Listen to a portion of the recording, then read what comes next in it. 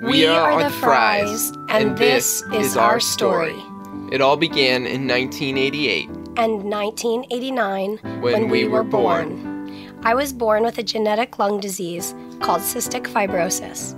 My sister and I both have CF, which means our lungs are weak and our bodies are constantly fighting infection.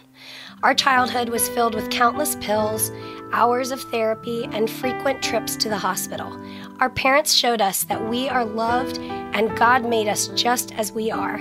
Although CF is hard, God has taught me through the years to find faith and joy in Him. Peter and I grew up in the same town, and our families knew each other from church. We even visited each other's houses on occasion. In high school youth group, we started getting to know each other better. We hung out a few times a week, and at church and at ministries we were involved in together. Although I went to public high school, and I was homeschooled, we still got to build our friendship outside of school. In the summer of 2005, we were scheduled to go on a church trip to Myrtle Beach, South Carolina.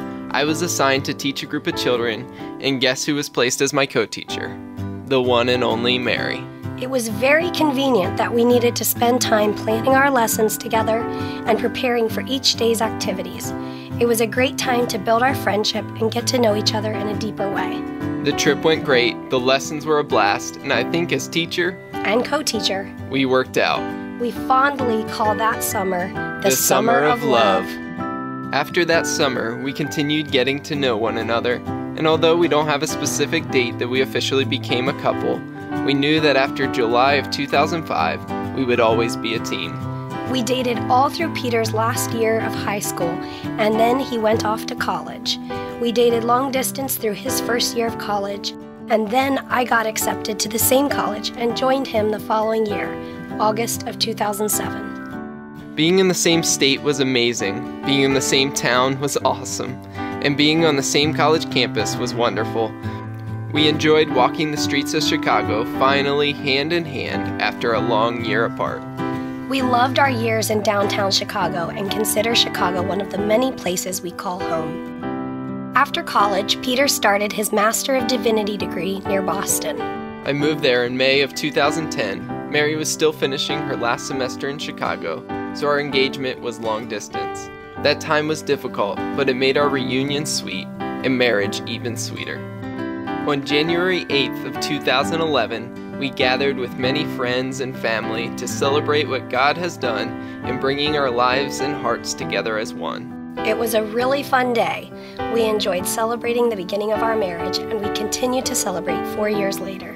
A few months into our marriage, we got a call. It was a call from my sister letting us know that she was going into surgery for her double lung transplant.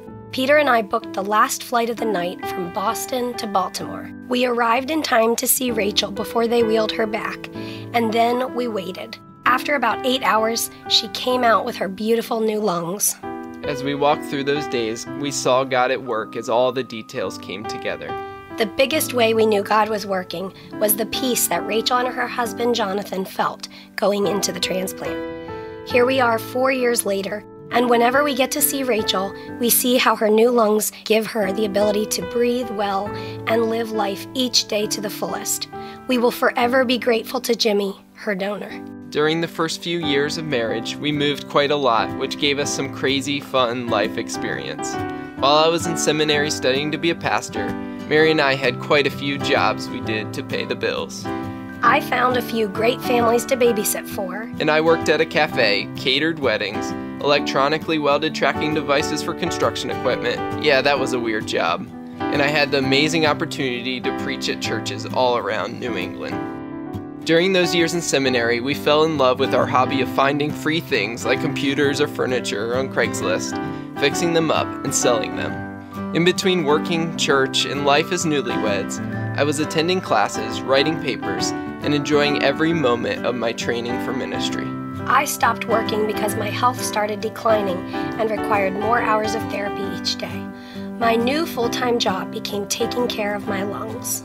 In August 2012, we got a call from my mom. Dad had collapsed and was taken to the hospital, and at that point we had no idea what was going on.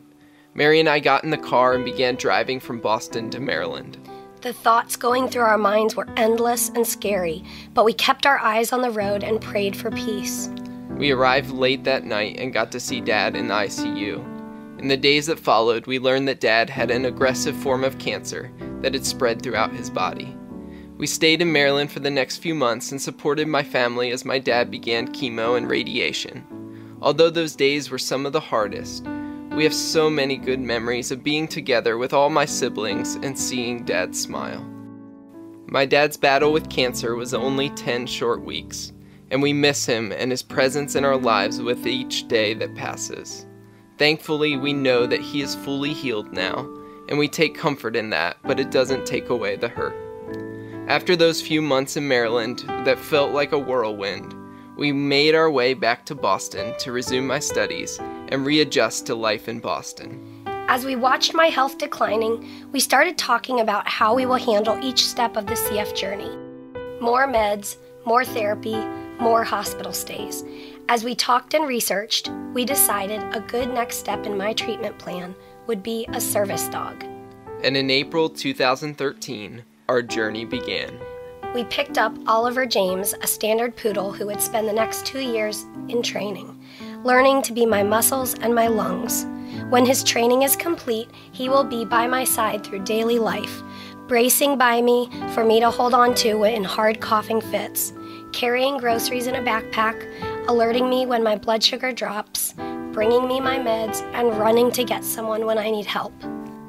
When we brought Oliver into our home, we had no idea that we would have to say goodbye for almost a year.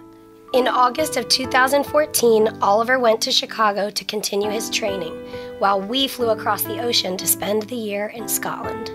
I received a grant to do research at the University of Edinburgh and continue my training to become a pastor.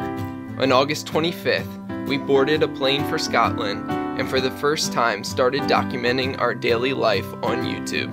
We spent all of September, October, November, December, and part of January in Scotland. It was an incredible experience seeing old buildings, castles, and a whole new part of the world.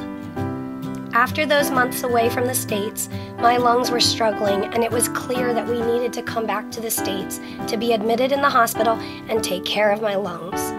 I spent a month in the hospital doing lots of IVs and physical therapy to clear my lungs.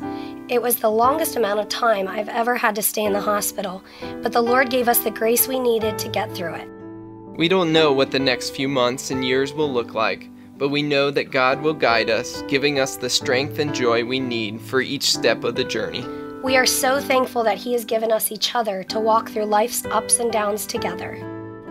This is our story, which has come to be known as The Frey Life.